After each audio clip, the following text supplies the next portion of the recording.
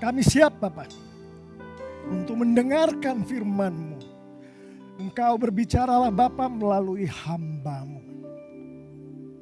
Terima kasih Bapa di dalam nama Putra-Mu yang tunggal Tuhan kami Yesus Kristus. Mari jemaat yang ada di ruangan silahkan duduk. Kita akan membaca firman Tuhan. Judul kita hari ini luar biasa, seakan-akan Tuhan berkata, you can do it. You can do it my son, you can do it my daughter. Do it more. Ini dari 1 Tesalonika 4 ayat 9 sampai 12 saya akan bacakan. Kita baca bersama-sama, yang dari rumah maupun yang dari sini saya akan bacakan pelan-pelan. Ayatnya hanya 4, sedikit ini ayatnya. Demikianlah firman Tuhan. Ayat 9. Tentang kasih persaudaraan tidak perlu dituliskan kepadamu. Karena kamu sendiri telah belajar kasih mengasihi dari Allah. Ayat 10. Hal itu kamu lakukan juga terhadap semua saudara di seluruh wilayah Makedonia. Tetapi kami menasihati kamu saudara-saudara supaya kamu lebih bersungguh-sungguh lagi. In English, do it more. Melakukannya. Ayat 11, dan anggaplah sebagai suatu kehormatan untuk hidup tenang, untuk mengurus persoalan-persoalan sendiri dan bekerja dengan tangan seperti yang telah kami pesankan kepadamu. Ayat 12, sehingga kamu hidup sebagai orang-orang yang sopan di mata orang luar dan tidak tergantung pada mereka. Demikianlah firman Tuhan. Haleluya. Amin. Jadi Rasul Paulus menuliskan surat ini, 1 Tesalonika ini, sekitar tahun 49 sampai 51. Jadi kejadiannya adalah mulai dari mendirikan gereja di Tesalonika. Tapi banyak kelompok-kelompok yang tidak suka pada Rasul Paulus, tidak suka pada gospel, tidak suka pada Injil. Sehingga atas nasihat dari pengikut-pengikutnya, Rasul Paulus bergerak meninggalkan kota Tesalonika ke kota berikutnya. Nah, kemudian terjadilah perjalanan misioneri Rasul Paulus yang kedua. Nah, di dalam perjalanan misioneri Rasul Paulus yang kedua, pada suatu kesempatan Rasul Paulus mengenang gerejanya yang ada di Tesalonika, gereja Tuhan ya. Tapi Rasul Paulus mengenang, dia katakan, Timothy maksudnya, ini salah satu murid kesayangannya. Coba dong kamu datang ke gereja itu di Tesalonika, kamu lihat apa yang terjadi di sana. Berangkatlah Timothy ke gereja di Tesalonika itu. Dia lihat apa yang terjadi dengan terkagum-kagum nih Timothy melihat keadaan gereja yang di Tesalonika. Karena begitu banyak persekusi di sana, tapi gereja tetap berdiri dengan bagus. Semua berjalan dengan baik. Lalu Timothy kembali menemui Rasul Paulus. Pada saat itu Rasul Paulus sedang berada di Korintus di dalam perjalanan misionerinya yang kedua itu. Jadi dikatakanlah oleh Timotius mengenai gereja yang di Tesalonika. Dan dengan perasaan kangen Rasul Paulus mendengarkan apa yang terjadi dengan jemaatnya di kota Tesalonika itu. Dia mulai menuliskan surat ini dengan sepenuh hati. Dan jadilah surat ini. Nah sekarang kita pura-puranya, bahasa Jermannya kalau ada yang gak ngerti nanti setelah khotbah nanti kita bisa bicara.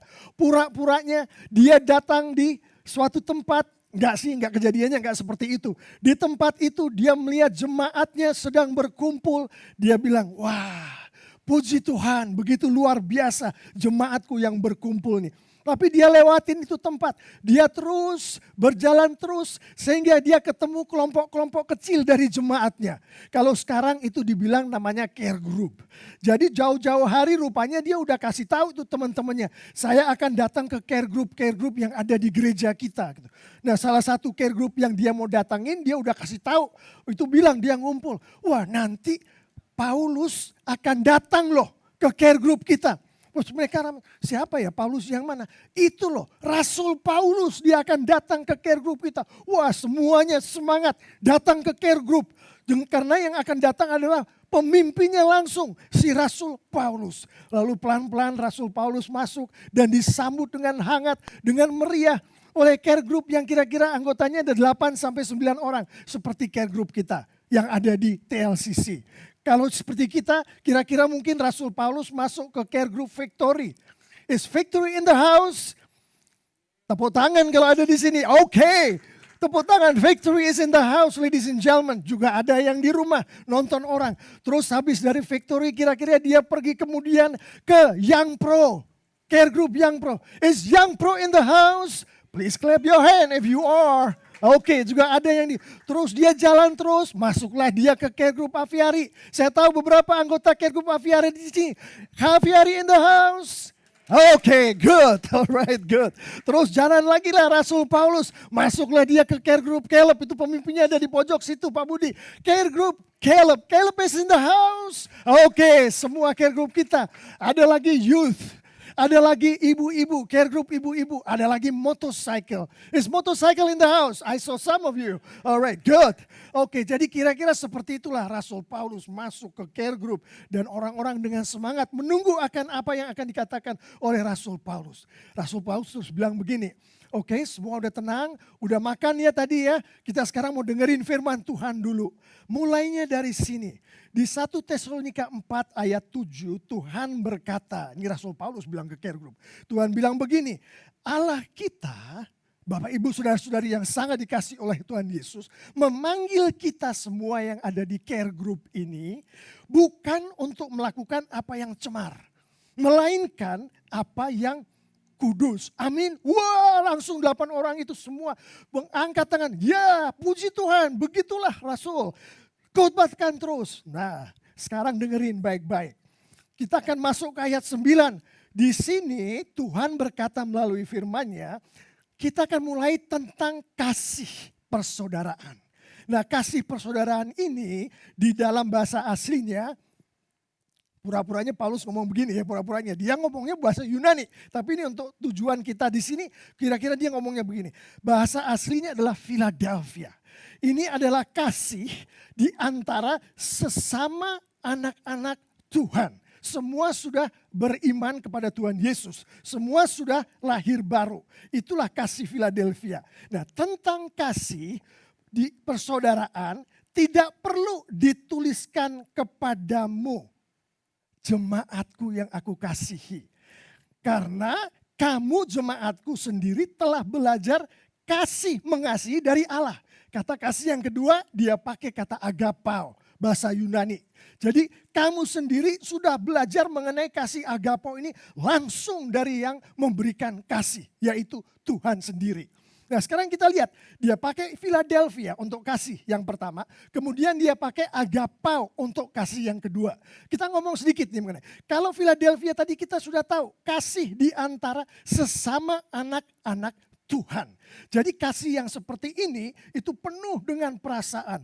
Ada semacam kedekatan secara emosional dari orang-orang yang melakukan kasih Philadelphia satu sama lain ini. Dan orang-orang kita sekarang, zaman sekarang mungkin bilangnya ini adalah true friend. Ini adalah soulmate yang seperti itu. Dan orang-orang yang melakukan kasih Philadelphia satu sama lain, biasa ini terjadi di care group, bahkan di keluarga-keluarga, itu dia akan sharing perasaan dia, pengalaman dia yang paling dalam secara terbuka. Yang saya tahu itu terjadi, ini Rasul Paulus yang ngomong, di care group kita yang ada di TLCC termasuk. Amin. Kita sharing perasaan kita, emosional kita, kebutuhan rohani kita, kebutuhan jiwa kita satu sama lain di dalam care group. Agapao itu adalah kasih yang datangnya dari Tuhan, ini adalah produk dari Roh Kudus, di mana ini di atas perasaan. Sudah bukan hanya perasaan lagi yang terlibat di dalamnya. Tapi di atasnya. Bahkan Tuhan Yesus sendiri menunjukkan kalau kamu mengasihi secara agapao, kamu harus berani maju bahkan disalibkan sekalipun. Bahkan mati sekalipun kamu harus lakukan. Itu adalah kasih agapao. Nah, pada saat Rasul Paulus tadi mengatakan kepada teman-temannya tadi yang ada jemaatnya tadi yang ada di care group, dia katakan, aku tidak perlu mengajarkan kasih agapao tadi karena Tuhan sudah mengajarkannya langsung kepadamu. Dia mengacu ke Matius 22 ayat 39 yang juga ada di Markus 12 ayat 31. Di situ Tuhan berkata, kasihilah sesamamu manusia seperti dirimu sendiri. Amin. Rasul Paulus bilang begitu. Semua yang di care group bilang amin, amin, amin gitu. Termasuk yang dari Caleb ya tadi ya. Amin. Oke, praise the Lord. Nah sekarang kita masuk ke dalam topik pembicaraan kita hari ini, yaitu do it more. Nah kita akan masuk ke ayat 10 untuk ini. Di ayat 10 tadi ada kata-kata yang artinya do it more, yaitu lebih lagi. Jadi sesuatu sudah dilakukan, terus dilakukan lebih lagi. Di dalam konteks ini lebih bersungguh-sungguh lagi. Untuk itu kita akan lihat kata demi kata dari ayat 10 ini. Karena ini penting sekali. Dimulai dengan begini, Rasul Paulus mengatakan, hei jemaatku, hal itu yang dimaksud itu adalah yang mengasihi tadi loh. Hal itu mengasihi. Meskipun di sini bahasa aslinya Rasul Paulus mengatakan mengasihi itu agapao, tapi yang Philadelphia itu juga masuk ke dalamnya. Jadi bukan mengenai mengasihi kasih agapao, tapi juga mengasihi Philadelphia dan agapao. Dua-duanya masuk. Dia bilang hal itu yaitu mengasihi tadi, kamu jemaatku yang ada di Tesalonika sudah melakukannya terhadap semua saudara di seluruh wilayah Makedonia. Yang dimaksud saudara ini adalah sesama anak Tuhan. Nah, bayangkan kota Bandung. Ya, saya tinggal di Bandung. Jadi bayangin kota Bandung itu adalah Tesalonikanya. Makedonianya adalah Jawa Barat. Jadi yang namanya Tesalonika itu ibu kota dari Makedonia. Rasul Paulus mengatakan kepada jemaatnya tadi itu, kamu sudah dengan bagus melakukan ini. Mengasihi secara agapao, secara Philadelphia. Bukan hanya di Tesalonika, bukan hanya gereja yang ada di kota ini. Tapi juga di seluruh provinsi Makedonia. Di mana kamu lakukan itu terhadap anak-anak Tuhan yang seperti kamu. Terus Paulus bilang, renungkan itu dulu. Renungkan itu dulu. Renungkan itu terus. Terus bilang, mari kita sama-sama katakan, puji Tuhan karena kita sudah melakukan itu. Kasih agapao hanya bisa dilakukan kalau Roh Kudus ikut campur. Artinya jemaat itu memiliki Roh Kudus yang bekerja dengan luar biasa sehingga mereka bisa melakukan agapao itu. Bukan hanya di Tesalonika, tapi di seluruh Makedonia. Jadi semuanya semangat. Oke Rasul Paulus, kita sudah siap nih. Apa nih yang berikutnya? Di dalam hati mereka ngomong apa nih yang berikutnya? Terus Rasul Paulus bilang, tapi kamu saudara-saudara yang sangat dikasih Tuhan Yesus, kamu harus lebih bersungguh-sungguh lagi melakukannya. Yang dimaksud melakukannya yang ada di ayat 10 ini adalah melakukan mengasihi tadi. Yang adalah agapao dan Philadelphia. Kamu harus lebih bersungguh-sungguh lagi melakukan mengasihi itu tadi. Nah sekarang Rasul Paulus bilang, kalau saya ngomong seperti itu Bapak Ibu Saudara-saudari yang sangat dikasih Tuhan Yesus, kira-kira apa yang ada di dalam hati kalian? Lebih lagi. Tadi Pak Paulus sudah mengatakan nih kepada saya, katanya saya sudah melakukan dengan baik. Bahkan bukan hanya di Tesalonika tapi sampai seluruh Makedonia. Kok sekarang dia bilang lebih lagi. Kira-kira apa yang dimaksud? Nah pertama Paulus sudah bilang begini. Mungkin kamu berpikir pertama yang saya maksud adalah kalau kamu sudah mengasihi. Memberikan hartamu kepada gereja untuk supaya orang-orang itu bisa terpenuhi kebutuhannya. Sekarang aku katakan kepadamu kamu beri lebih lagi. Bisa seperti itu kan? Beri lebih lagi, artinya lebih lagi melakukan apa yang diajarkan oleh firman Tuhan. Itu penafsiran pertama. Tapi ada penafsiran kedua yang lebih cocok dengan konteks ini. Yaitu kita melihat untuk supaya masuk ke penafsiran kedua dengan klop, kita akan melihatnya dari ayat 12. Saya akan bacakan. Sehingga kamu hidup sebagai orang-orang yang sopan di mata orang luar. Orang yang di luar bangunan gereja. Terus dia bilang lagi, dan tidak bergantung pada mereka. Mereka itu artinya yang di luar gereja. Jadi di sini Paulus katakan, kamu selama ini melakukan yang namanya kasih agapao dan Philadelphia tadi dengan luar biasa kepada sesama anak Tuhan. Orang-orang yang seiman dengan kamu. luar biasa, bagus, puji Tuhan. Terus Paulus lanjut, tapi kamu harus lakukan lebih lagi daripada itu. Artinya lebih laginya adalah bukan hanya terhadap orang-orang yang ada di gereja saja, yang seiman dengan kamu saja, kamu lakukan mengasihi ini dengan bersungguh-sungguh.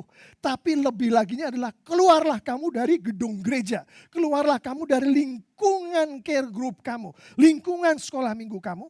Jangkau itu orang di luar dengan kasih Agapau dan Philadelphia tadi. Jadi itulah yang dimaksud oleh Rasul Paulus mengenai lebih lagi. Do it more. If now I'm doing it to my own brother and sister in the Christ. Kalau saya lakukan hal itu sekarang kepada saudara-saudariku di dalam Yesus, maka firman Tuhan ini mengatakan jangan berhenti sampai situ. Lakukan juga ke orang-orang lain bahkan yang belum kenal dengan Tuhan Yesus. Does it get to your sense? Apa ini masuk akal kamu Bapak Ibu Saudara-saudari di dalam care group? Semua bilang, iya betul pastor, betul Rasul. Seperti itulah yang dimaui Tuhan berdasarkan firman ini. Amin, amin. Semuanya bilang amin. Nah sekarang pertanyaannya terus Pak Paulus, Rasul Paulus gimana ya caranya? Perasaan saya sudah melakukan yang terbaik deh tadi seperti yang Pak Paulus sudah puji-pujikan ke saya bahwa saya lakukan ke seluruh Makedonia. Sekarang jadi bingung saya apa yang harus saya lakukan. Terus Rasul Paulus bilang, oke, jangan khawatir, kita akan lihat ada di ayat yang berikutnya, yaitu ada di ayat yang ke-11. Di situ Rasul Paulus mengatakan untuk menunjukkan kepada jemaat-jemaatnya bagaimana Alkitab maunya untuk kita semua yang sudah anak Tuhan. Yang sudah secara bagus melakukan kasih Agapau, kasih Philadelphia terhadap sesama anak-anak Tuhan. Dia bilang, pertama hidup tenang. Ayat 11 tuh. Dan anggaplah sebagai suatu kehormatan. Itu bahasa Indonesianya. Bahasa Inggrisnya nggak kayak gitu. Bahasa aslinya nggak seperti itu. Tapi yang jelas itu memberikan dorongan untuk jemaat Tuhan. Pertama, hidup tenang. Paulus bilang, renungkan dulu itu.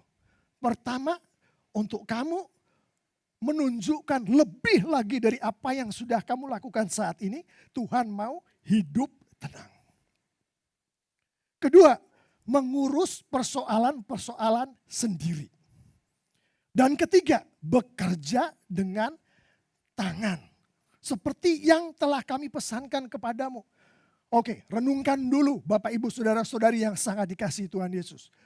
Oke, dikasih waktu sama Paulus itu untuk yang ada di care group tadi merenungkan. Beberapa menit kemudian setelah direnungkan dengan betul-betul baru masuklah Paulus.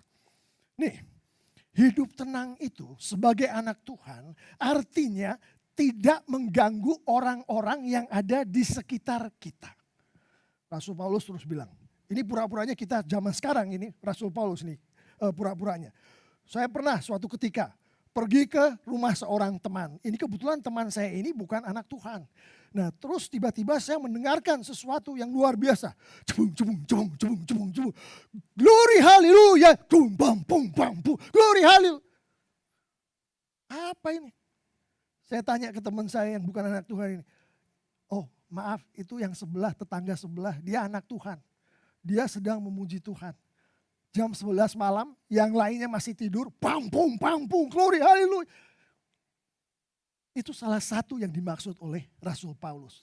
Hidup tenang. Jangan ganggu tetangga kamu. Dalam bentuk apapun. Contohnya main musik. Tapi masih banyak lagi contoh-contoh. Di mana kita sebagai anak-anak Tuhan ya. Kita melakukan itu tanpa kita sadari. Atau mungkin kita saking semangatnya sama anak Tuhan. Tapi mengganggu tetangga di sekitar kita. Mengganggu orang di tempat kita kerja. Mengganggu teman-teman kuliah kita. Itu Rasul Paulus bilang jangan seperti itu. Kamu hiduplah yang tenang. Dia bilang gitu. Yang kedua tadi adalah mengurus persoalan-persoalan sendiri. Suatu ketika Rasul Paulus, ini pura-puranya, dia nggak bikin seperti itu. Zaman ini gitu. Oke, salah satu di antara kita pendeta di sini. Kita pergi ke suatu tempat, terus dia bilang, ini tetangga sebelah itu kayaknya punya mobil baru deh. Padahal zaman sekarang ini lagi pandemi, kerjaan aja dapatnya susah. Mau dapat duit susah. Semua pada dipotong-potong, di-cut-cut. Gimana ya, jangan-jangan dia ini korupsi. Atau jangan-jangan mulailah dia ngomongin tetangganya. masuk urusan tetangganya. Paulus bilang jangan urusin orang-orang di sekitar kamu, tetangga kamu itu. Termasuk mereka yang belum kenal Tuhan. Jadi urusilah urusan persoalan-persoalan kamu sendiri. Jangan ikut campur ke orang lain. Itu yang kedua yang dibilang Paulus.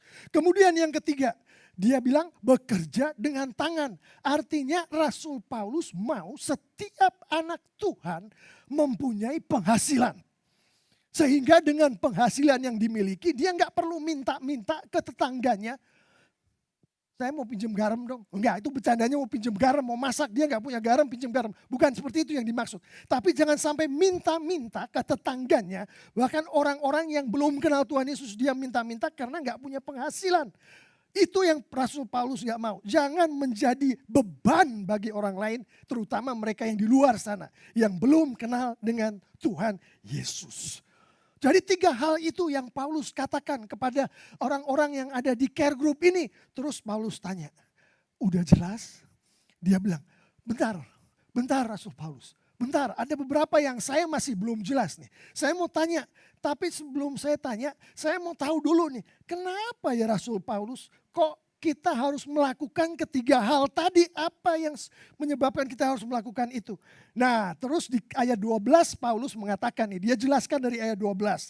Kita semua harus melakukan itu supaya orang-orang di luar itu melihat kita, anak-anak Tuhan, yang sudah lahir baru. Saya mengimani kita semua sudah lahir baru. Amin. Amin. Ya, supaya orang-orang itu melihat kita sebagai orang-orang yang sopan. Itu dikatakan di ayat 12 tadi yang saya baca. Sebagai orang-orang yang sopan. Kedua adalah sebagai orang yang tidak tergantung pada mereka. Dan inilah menurut firman Tuhan cara mengekspresikan mengasihi tadi yang lebih daripada apa yang sudah dengan sungguh-sungguh dilakukan oleh anak-anak Tuhan pada saat itu. Jadi hanya 3 hal itu antara lain. Mungkin di ayat lain ada lagi yang lebih mendalam. Tapi di dalam konteks ini hanya 3 itu. Sehingga kamu oleh tetangga-tetangga kamu kelihatan sopan. Terlihat sopan. Dan oleh tetangga-tetangga kamu tidak tergantung pada mereka. Dan Bapak Ibu saudara-saudari yang sangat dikasihi oleh Tuhan Yesus. Paulus kemudian mengatakan kepada teman-teman jemaatnya ini yang ada di care group. Dengan melakukan itu maka nama Tuhan akan dipermuliakan. Amin, amin, semua bilang begitu. Dengan melakukan itu engkau mengikuti firman Tuhan. Engkau mengikuti perintah Tuhan. Dan orang-orang akan melihat engkau mengikuti perintah Tuhan. Mereka akan memuji-muji nama Tuhan. Amin, amin. Semua bilang begitu. Nah, kira-kira seperti itulah tujuan daripada kenapa firman Tuhan mengatakan mengenai melalui Rasul Paulus ketiga hal yang diminta tadi. Nah, Bapak Ibu, saudara-saudari yang sangat dikasihi oleh Tuhan Yesus, kita akan menutup khotbah ini dengan melihat aplikasinya di dalam kehidupan kita. Paulus bilang, terus terang ya Bapak Ibu saudara-saudari yang sangat saya kasihi. Yang ada di dalam care group ini. Saya nggak berani loh ngomong aplikasi sedalam yang akan saya omongin di luar care group. Karena kalau ngomongin aplikasi harus ada yang namanya orang yang mengawasi orang yang melakukan aplikasi itu. Kalau si yang melakukan aplikasi itu melakukan pelanggaran atau kesalahan dari firman Tuhan maui, maka harus ada orang yang menegur dia. Harus ada orang yang memperingatkan dia. Bapak, ibu, bapak atau ibu sudah melenceng loh dari tujuannya. Tujuannya bukan begini loh firman Tuhan, tapi kenapa kok dibikin seperti itu gitu. Nah, jadi harus ada yang ngomong seperti itu kepada jemaat yang Paulus sedang berbicara dengan. Dan dengan ada orang yang berbicara seperti itu, dengan gampang anggota care group itu bersama-sama bisa berlutut, bisa mohon ampun atas dosanya yaitu melanggar firman Tuhan. Dan bersama-sama saling mendoakan dan memberikan pertolongan. Memberikan dorongan, memberikan semangat. Seperti misalkan ada yang bilang, oh firman Tuhan katakan bahwa aku harus tidak boleh menganiaya secara verbal maupun secara fisik anak-anakku sendiri. aku harus mengasihi. Tapi suatu ketika si anak ini dibentak-bentak, dimarahin, bahkan di spank, ya, dipukul. Dan itu kan melanggar apa yang Tuhan bilang melalui firman-Nya. Kalau ini hanya ayah berhadapan dengan si anak, siapa yang mau mengoreksi? Pertama, siapa yang mau mengoreksi? Kedua, siapa yang mau mengajak si ayah ini untuk bertobat kepada Tuhan? Kagak ada, dia ayah yang paling berkuasa di rumah itu. Dia melakukan apapun, siapa yang berani negur? Apalagi nyuruh dia bertobat. Dan terus siapa yang mau tunduk bersama-sama, setinggi, sejajar, di lutut bersama-sama berdoa kepada Tuhan untuk supaya Tuhan memberkati. Kalau bukan orang-orang yang di dalam care group yang tadi sudah setuju untuk saling mendukung melalui proses pertanggungan jawab tadi. Jadi dengan adanya care group ini Paulus masuk, dia berani. Sekarang siap, kita akan ngomongin aplikasinya. Aplikasi pertama dari hidup tenang. Sekarang saya mau list, kita semua yang ada di depan saya ini sekarang list. Apa yang Anda lakukan di dalam kehidupan Anda saat ini yang jelas-jelasan Anda tahu mengganggu ketenangan orang lain. Mengganggu ketenangan orang lain. Pernah suatu ketika saya mendengar suatu pengakuan atau suatu kesaksian. Ada seorang anak Tuhan, dia datang ke sekolah. Di sekolah itu ada perkumpulan anak muda di situ. Dia datang dan secara ekstrim dia menunjukkan bahwa dia adalah anak Tuhan. Begitu dia lihat orang melakukan suatu kesalahan seperti misalkan nyontek atau plagiarisme di sekolahnya itu, langsung ditegur. Dia bilang, firman Tuhan bilang ini nggak boleh. Di depan orang banyak dia lakukan itu. Mengganggu orang lain gak itu? Itu sesuai dengan firman Tuhan. Kita menegur orang, dia melakukan kesalahan. Firman Tuhan katakan tegurlah. Tapi dia lakukan itu di depan orang banyak. Dia lakukan itu tanpa rasa kasih. Sehingga orang yang ditegur itu patah semangat, patah hati, malu. Gak berani nongol lagi di tempat itu. Itu yang Paulus bilang. Jangan membuat suatu kegaduhan. Hiduplah yang tenang. Itu contohnya. Bikin list, itu salah satunya menegur orang secara ekstrim kalau dia melanggar Alkitab. Kedua, apalagi? Ketiga, apalagi? Saya sarankan Bapak Ibu Saudara-saudari, di dalam mental kita, mari kita bikin bersama-sama 3 list itu. Apa yang kita lakukan sebagai anak Tuhan di depan komunitas kita. Baik itu yang ada di gereja maupun di luar gereja, apalagi yang dituju oleh ini. Yang jelas-jelasan mengganggu ketenangan orang, yang membuat gaduh. Menarik sesuatu yang tidak perlu ke diri kita sendiri. Yang namanya sekarang kontroversi. Apa yang kita lakukan itu kita list. 3 aja. Sekarang kita list itu kita diamin dulu. Yang kedua Paulus bilang. Urusilah urusanmu sendiri. Persoalan-persoalanmu sendiri. Jangan kepo. Jangan ikut campur urusan tetangga kamu. Yang gak ada hubungannya dengan kamu. Bikin 3 list dari itu. Wah, mulailah ada yang kasih contoh nih. Oh iya ya. Betul ya Rasul Paulus. Berarti kalau ada tetangga saya yang mau menikahkan anaknya. Dan saya tahu mereka itu udah begitu intim. Tetangga saya belum kenal Tuhan Yesus. Anak-anaknya belum kenal Tuhan Yesus.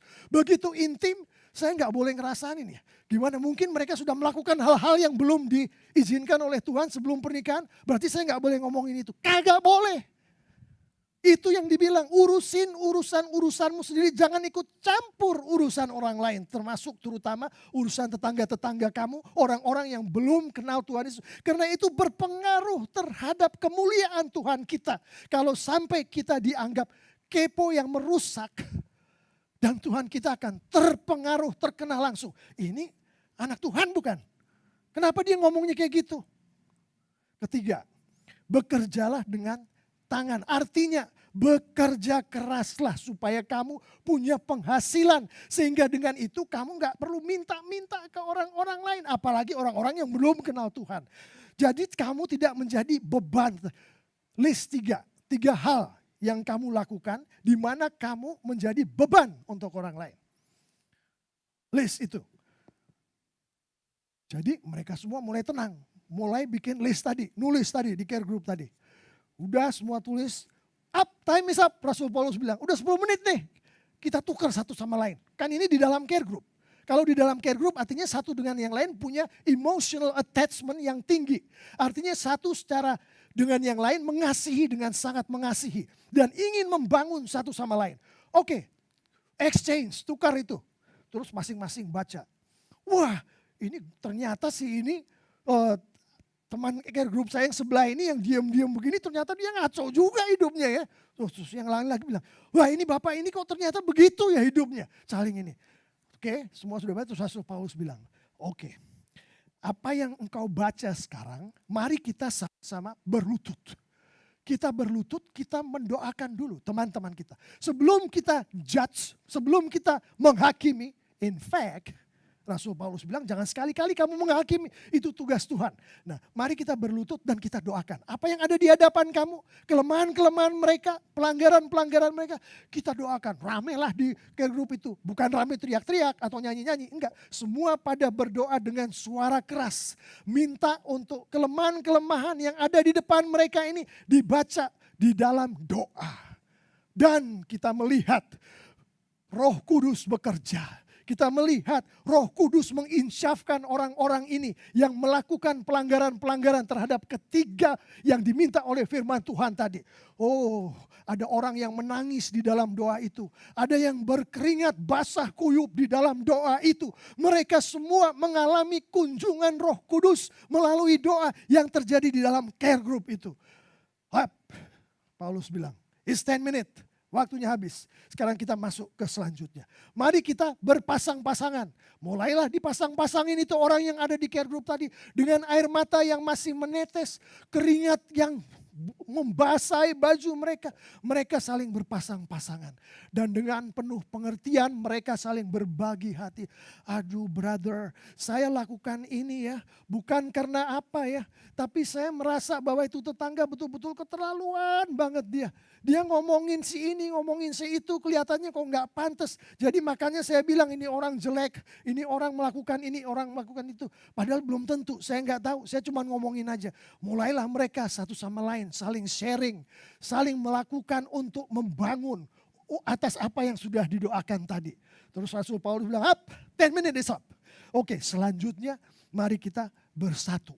Dan Rasul Paulus datang mengumpulkan itu jemaat yang ada di care group, yang sedang menangis tadi, yang bajunya basah kuyup tadi, yang satu sama lain sudah mulai tahu betul siapa yang ada di samping kiri dan kanan mereka. Dan pada saat itu juga mereka tahu betul bahwa Roh Kudus bekerja. Dalam keadaan seperti itu mereka bersama-sama menghadap pada Tuhan. Dan dipimpin oleh Rasul Paulus sendiri. Dipimpin oleh gembala care groupnya sendiri. Mereka berdoa bersama-sama. Berdoa bersama-sama. Menyanyi bersama-sama. Rasul Paulus lalu katakan. Bapak ibu saudara-saudari yang sangat dikasihi Tuhan Yesus. Itulah sebabnya saya lakukan aplikasi ini. Di depan kita semua di care group. Karena saya tahu. Pada saat ada yang down, pada saat ada yang terjatuh, maka teman yang sebelah kiri dan kanannya akan memegang tangan teman yang jatuh ini. Dan bersama-sama mengangkat di dalam doa untuk dibawa kepada Tuhan, untuk meminta pengampunan. Dan kemudian melalui kekuatan Roh Kudus, Tuhan memberkati orang yang jatuh ini. Dan juga teman-teman yang lain akan diberkati Tuhan.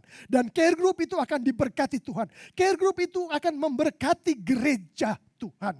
Dan akhirnya care group itu akan memberkati. Bahkan orang-orang yang ada di luar tembok-tembok care group. Orang-orang yang ada di luar tembok-tembok gereja. Maka itu Tuhan katakan, do it more, my son and daughter. Lakukan lebih lagi.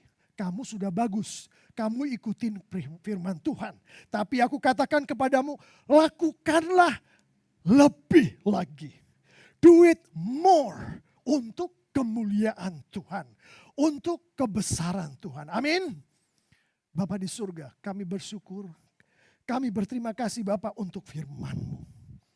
Kami bersyukur Bapa karena Engkau sendiri mengatakan kepada kami bahwa kami sudah baik, kami sudah bersungguh-sungguh di dalam melakukan firman-Mu Bapa di surga. Kami sudah bersungguh-sungguh mengasihi sesama anak-anak-Mu. Kami sudah bersungguh-sungguh membangun gereja kami. Kami sudah bersungguh-sungguh membangun care group kami. Bapak, kami bersyukur Engkau ingatkan kami akan itu Bapak. Tapi kami juga bersyukur Engkau juga mengingatkan kepada kami ada hal lain lagi yang lebih dari itu yang Engkau mau kami lakukan.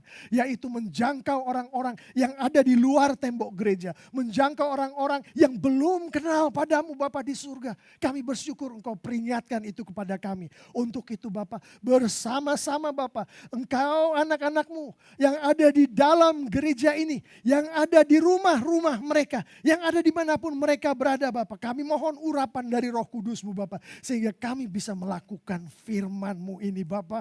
Seperti yang Engkau mau. Sehingga nama-Mu boleh dipermuliakan. Kerajaan-Mu boleh semakin diperbesar. Glory. Hallelujah. Glory. Hallelujah. Glory. Hallelujah. In the name of Jesus Christ. Hallelujah. Amen.